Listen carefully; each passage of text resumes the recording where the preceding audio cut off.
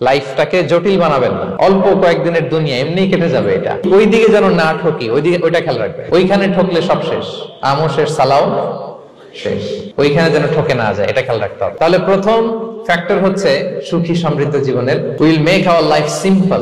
Simplicity is the কি to happiness. আপনি লাইফটাকে সিম্পল করবেন, আপনি হ্যাপি হবেন। রাসূল সাল্লাল্লাহু আলাইহি ওয়াসাল্লামের জীবনের দিকে যদি তাকান, দেখবেন তিনি তাই করেছেন।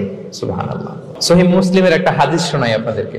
আম্মা জান আয়েশা রাদিয়াল্লাহু তাআলা আনহা বর্ণনা করেন। তিনি বলেন, একদিন সকালবেলা রাসূল সাল্লাল্লাহু আলাইহি ওয়াসাল্লাম আমার বাসায় আসলেন। ফজর নামাজ পড়ে এসে বলতেছে, আয়েশা ফজর নামাজ পড়ে আসছি, ব্রেকফাস্ট করার মতো কিছু আছে ঘরে? ইয়া রাসূলুল্লাহ, কিছু নাই। নাই? ঠিক আছে, আই এম ফাস্টিং, যাও আমি রোজা রাখলাম, রোজা নিয়ত করলাম।